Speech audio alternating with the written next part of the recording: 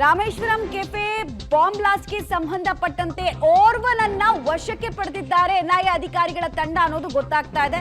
ಬೀದರ್ನಿಂದ ಭಟ್ಕಳಕ್ಕೆ ಹೋಗೋ ಮಾರ್ಗದಲ್ಲಿ ಓರ್ವನನ್ನ ವಶಕ್ಕೆ ಪಡೆದು ವಿಚಾರಣೆಗೆ ಒಳಪಡಿಸಲಾಗಿದೆ ಅನ್ನೋ ಇನ್ಫಾರ್ಮೇಶನ್ ಲಭ್ಯ ಆಗ್ತಾ ಇದೆ. ಆಮೇಲೆ ಈತನ ಲಿಂಕ್ ಕೊಟ್ಟಿದ್ದು ಅಥವಾ ಟಿಪ್ ಕೊಟ್ಟಿದ್ದು ಆಲ್ರೆಡಿ ಎನ್ಐಎ ವಶದಲ್ಲಿರುವಂತಹ ಮತ್ತೊಬ್ಬ ಶಂಕಿತ ಉಗ್ರ ಮಿನಾಜ್ ಅಲಿಯಾಸ್ ಸುಲೇಮಾನ್ ಅನ್ನೋ ವಿಚಾರ ಕೂಡ ಗೊತ್ತಾಗ್ತಾ ಇದೆ.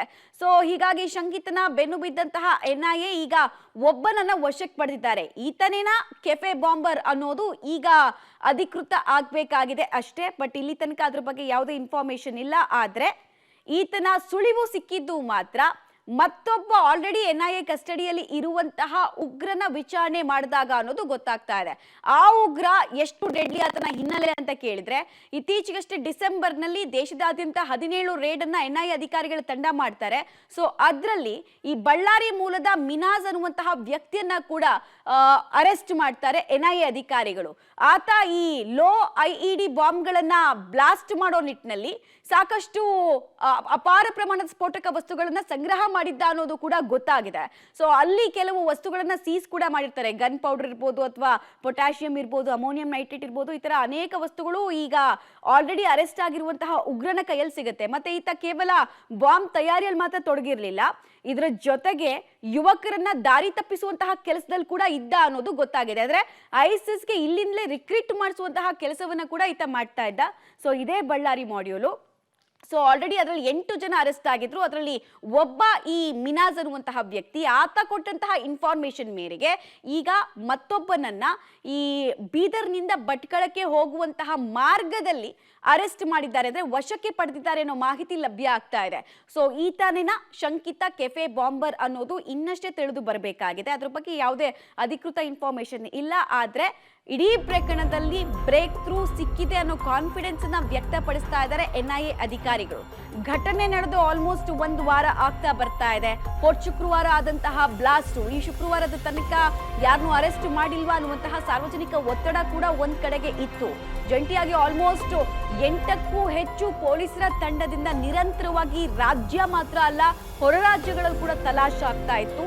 ಇದೇ ತಲಾಶ್ನ ಭಾಗವಾಗಿ ಒಬ್ಬನನ್ನ ವಶಕ್ಕೆ ಪಡೆಯಲಾಗಿದೆ. ಆತನನ್ನ ಅಜ್ಞಾತ ಸ್ಥಳದಲ್ಲಿಟ್ಟು ಈ ಬಾಂಬ್ ಬ್ಲಾಸ್ಟ್ಗೆ ಸಂಬಂಧಪಟ್ಟಂತೆ ಆತನ ಪಾತ್ರ, ಸೂತ್ರ, ಆತನೇನ ಹ್ಯಾಂಡ್ಲರು, ಆತನೇನ ಪ್ಲಾಂಟರು ಅನ್ನೋದ್ರ ಬಗ್ಗೆ ತಿಳ್ಕೊಳ್ಬೇಕಾಗಿದೆ ಪೊಲೀಸರು. ಈಗಾಗಲೇ ರೇಖಾಚಿತ್ರದ ಮೂಲಕ ಇರಬಹುದು, ಅಥವಾ ಆತನ CCTV ಫುಟೇಜಸ್ ಅಲ್ಲಿ ಆತ ಓಡಾಡಿರೋದನ್ನ ಜಾಡು ಹಿಡಿದು ಇರ್ಬೋದು, ಅಥವಾ ಆತನನ್ನ ಯಾರಾದ್ರೂ ಮೀಟ್ ಮಾಡಿದ್ದಾರೆ ಅನ್ನೋ ಆಯಾಮದಲ್ಲಿ ಕೂಡ ತನಿಖೆಯನ್ನ ಮಾಡ್ತಾ ಇದ್ದಾರೆ.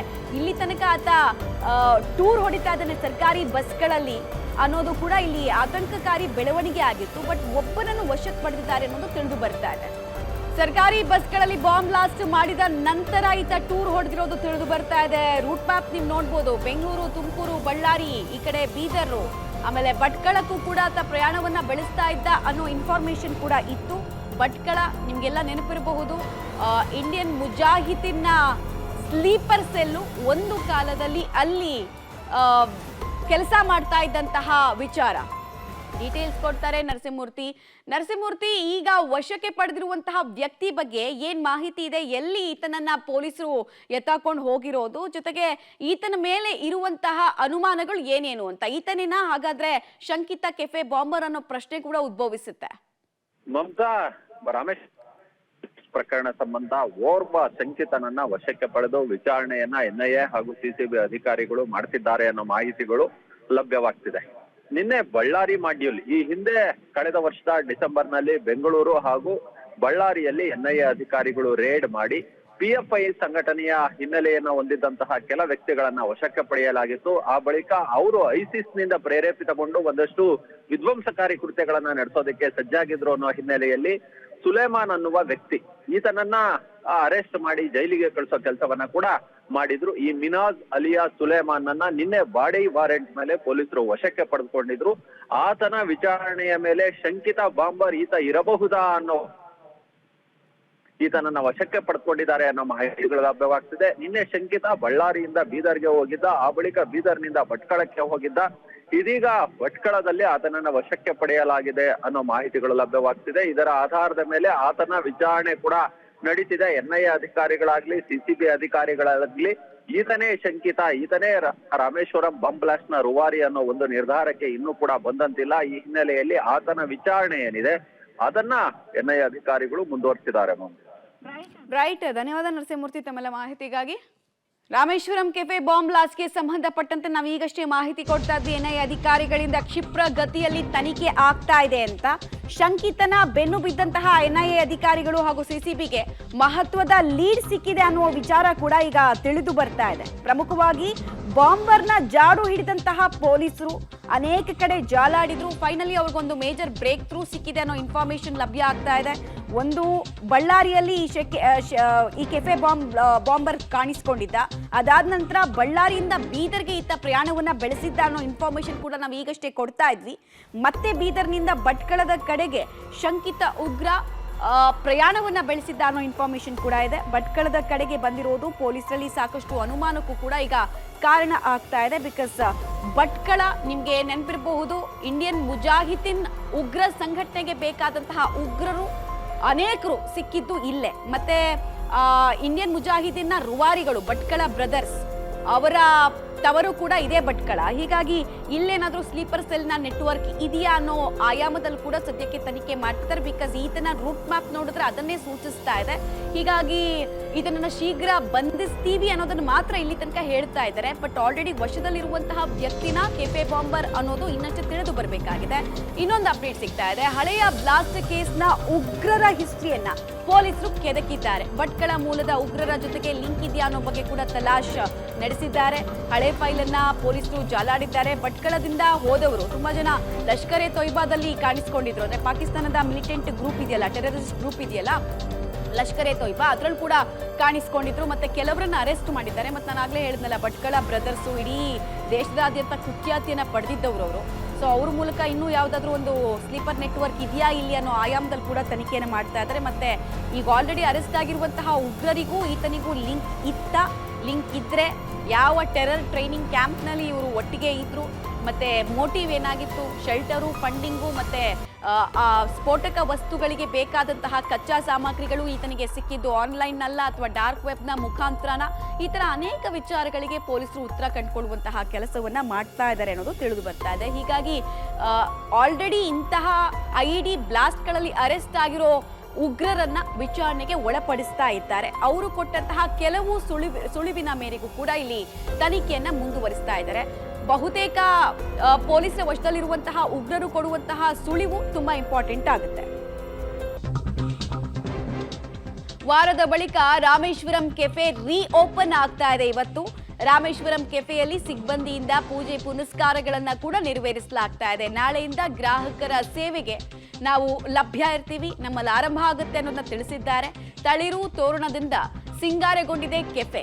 ಫಿನಿಕ್ಸ್ ಪಕ್ಷಿಯಂತೆ ನಾವು ಎದ್ದು ಬರ್ತೀವಿ ಅನ್ನೋ ಮಾತಿನ ಅರ್ಥವನ್ನ ಓನರ್ಸ್ ಹೇಳಿದ್ರು ಲಾಸ್ಟ್ ವೀಕ್. ಸೊ ಇವತ್ತು ಅಂದ್ರೆ ಅವರು ಶಿವರಾತ್ರಿ ದಿನಾನೇ ನಾವು ಮತ್ತೆ ರಿಓಪನ್ ಮಾಡ್ತೀವಿ ಅಂತ ಹೇಳಿದ್ರು. ಅದರಂತೆ ಸಿಂಗಾರಗೊಂಡಿದೆ ರಾಮೇಶ್ವರಂ ಕೆಫೆ.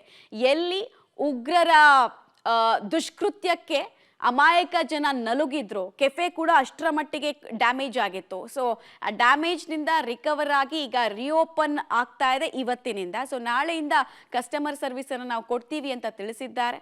ರಾಮೇಶ್ವರಂ ಕೆಫೆಯಲ್ಲಿ ಹಳೆಯ ಕಹಿ ಘಟನೆಗಳನ್ನ ಮರೆತು ಈಗ ಮತ್ತೊಂದು ಸಲ ನಾವು ಬರ್ತಾ ಇದ್ದೀವಿ ಅನ್ನೋ ಮೆಸೇಜ್ ಅನ್ನ ಕೂಡ ಕೊಟ್ಟಿದ್ದಾರೆ. ಎಲ್ಲಿ ಕಳ್ಕೊಂಡ್ವೋ ಅಲ್ಲೇ ಗಳಿಸ್ತೀವಿ ನಾವು, ಎಲ್ಲಿ ನಮ್ಮನ್ನ ತುಳಿಯೋ ಪ್ರಯತ್ನ ಆಯ್ತೋ ಅಲ್ಲೇ ನಾವು ಎದ್ದು ಎಲ್ಲರ ಸರ್ವಿಸ್ಗೂ ಕೂಡ ಬರ್ತೀವಿ ಅನ್ನೋ ಅರ್ಥದಲ್ಲಿ ಮಾತಾಡಿದ್ರು ಓನರ್ಸ್ ಲಾಸ್ಟ್ ವೀಕ್. ಸೊ ಕೊಟ್ಟ ಮಾತಿನಂತೆ ಒಂದೇ ವಾರದಲ್ಲಿ ರಾಮೇಶ್ವರಂ ಕೆಫೆ ರಿಕವರ್ ಆಗಿದೆ. ರಾಮೇಶ್ವರಂ ಕೆಫೆಯಲ್ಲಿ ನಾಳೆಯಿಂದ ಮತ್ತೆ ಕಸ್ಟಮರ್ ಸರ್ವಿಸ್ ಎಂದಿನಂತೆ ಸಿಗುತ್ತೆ ಈ ಔಟ್ಲೆಟ್ನಲ್ಲಿ ಕೂಡ ಅಂತ ತಿಳಿಸಿದ್ರು.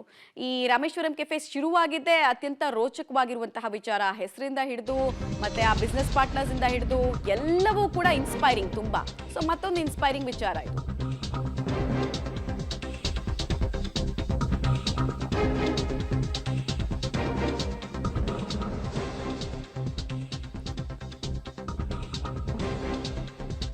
ಗಮನಿಸ್ತಾ ಇದ್ವಿ ಭಯೋತ್ಪಾದಕರ ವಿಚಾರಕ್ಕೆ ಸಂಬಂಧಪಟ್ಟಂತೆ ಕಠಿಣ ಕ್ರಮಗಳನ್ನ ಕೈಗೊಳ್ಳಬೇಕು ಅಂತ ರಾಜಣ್ಣ ಅವರು ಆಗ್ರಹಿಸ್ತಾ ಇದ್ದಾರೆ. ಬೇರೆ ದೇಶಗಳಲ್ಲಿ ಇಂಥವರನ್ನ ತಕ್ಷಣ ಶೂಟ್ಔಟ್ ಮಾಡ್ತಾರೆ, ಅದೇ ರೀತಿ ಭಾರತದಲ್ಲೂ ಕೂಡ ಕಾನೂನನ್ನ ತರಬೇಕು ಅಂತ ಆಗ್ರಹಿಸ್ತಾ ಇದ್ದಾರೆ. ರಾಮೇಶ್ವರಂ ಕೆಫೆ ಬಾಂಬ್ ಬ್ಲಾಸ್ಟ್ ಪ್ರಕರಣಕ್ಕೆ ಸಂಬಂಧಪಟ್ಟಂತೆ ರಾಜಣ್ಣ ಅವರ ಆಗ್ರಹ ಇದು. ಭಯೋತ್ಪಾದಕರ ವಿರುದ್ಧ ಕಠಿಣ ಕ್ರಮ ಕೈಗೊಳ್ಳಿ. ಬೇರೆ ದೇಶಗಳು ಹೇಗೆ ಈ ಟೆರರಿಸ್ಟ್ಗಳನ್ನ ನೋಡ್ತಾರೋ ಅದೇ ರೀತಿ ನಾವು ನೋಡ್ಬೇಕು. ಸಮಾಜಘಾತುಕ ಕೆಲಸ ಮಾಡೋರನ್ನ ಶೂಟ್ಔಟ್ ಮಾಡಬೇಕು. ಅವರು ಬದುಕೋದಕ್ಕೆ ಲಾಯಕ್ಕಿಲ್ಲ. ಅವ್ರು ಯಾರ ಸಂಬಂಧಿಕರು ಯಾವತ್ತೂ ಆಗಕ್ಕೆ ಲಾಯಕ್ಕೂ ಇಲ್ಲ. ಮತ್ತೆ ಯಾವುದೇ ಕಾರಣಕ್ಕೂ ಕೂಡ ಅವ್ರಿಗೆ ಕೇವಲ ಇನ್ನೊಬ್ರು ಸಾಯೋದ್ ನೋಡ್ಬೇಕು, ಇನ್ನೊಬ್ಬರ ರಕ್ತವನ್ನು ನೋಡ್ಬೇಕು ಅಂತ ಬಯಸ್ತಾರೆ. ಅಂಥವ್ರನ್ನ ಉಳಿಸ್ಕೊಂಡಾದ್ರೂ ಏನ್ ಮಾಡ್ಬೇಕು? ಹೇಗೆ ಬೇರೆ ದೇಶಗಳಲ್ಲಿ ಇವ್ರ ವಿರುದ್ಧ ಕಠಿಣ ಕ್ರಮ ಆಗುತ್ತೋ ಅಂಥದ್ದೇ ಕಠಿಣ ಕ್ರಮ ನಮ್ಮಲ್ಲೂ ಆಗ್ಬೇಕು ಅಂತ ಕಾನೂನು ತರಬೇಕು ಅಂತ ಆಗ್ರಹಿಸ್ತಾ ಇದ್ದಾರೆ. ಯಾರೇ ಒಬ್ಬರು ಸಮಾಜಘಾತಕ ಕೃತ್ಯ ಎಸಗಿದ್ರೆ ಅದನ್ನು ನಾವು ಖಂಡನೆ ಮಾಡಲೇಬೇಕು. ಯಾರು ನಾನೇ ಮಾಡಲಿ, ಇನ್ನೊಬ್ಬರೇ ಮಾಡಲಿ. ಸಮಾಜದಲ್ಲಿ ಶಾಂತಿ ನೆಮ್ಮದಿ ಇದ್ದಾಗ ಮಾತ್ರ ಎಲ್ಲರೂ ಕೂಡ ನೆಮ್ಮದಿಯಿಂದ, ಅವ್ರು ಯಾವುದೇ ಧರ್ಮದವರಾಗಲಿ ಯಾವುದೇ ಸಮಾಜ ಆಗಲಿ, ಯಾವಾಗಲೂ ಕೂಡ ನೆಮ್ಮದಿ ಬರಬೇಕು ಅಂದರೆ ಶಾಂತಿ ವಾತಾವರಣ ಇರಬೇಕು. ಆ ಶಾಂತಿ ವಾತಾವರಣ ಕದಡೋ ಅಂಥ ಪ್ರವೃತ್ತಿ ಯಾರೇ ಮಾಡಿದ್ರು ಕೂಡ ಈ ಬೇರೆ ದೇಶಗಳಲ್ಲಿ ಮಾಡ್ತಾರಲ್ಲ, ಇಮಿಡಿಯೇಟಾಗಿ ಶೂಟ್ ಡೌನ್ ಮಾಡ್ತಾರಲ್ಲ, ಹಂಗೆ ಇಲ್ಲೂ ಕಾನೂನು ಬಂದರೆ ಒಳ್ಳೆಯದು. ಮಾಡಲಿ, ಅವ್ನು ಇನ್ವಾಲ್ವ್ ಆಗಿದ್ದರೆ ಅವ್ನು ಮೆಂಬರೇ ಮಾಡಬಾರ್ದು. ಇವರು ಅದರಲ್ಲೇನಾದರೂ if there is an iota of truth in that ಅವ್ರು ಸೇರಿನೇ ಮಾಡಿಸ್ಬಾರ್ದು. ದಟ್ ಈಸ್ ಮೈ ಆಗ್ರಹ.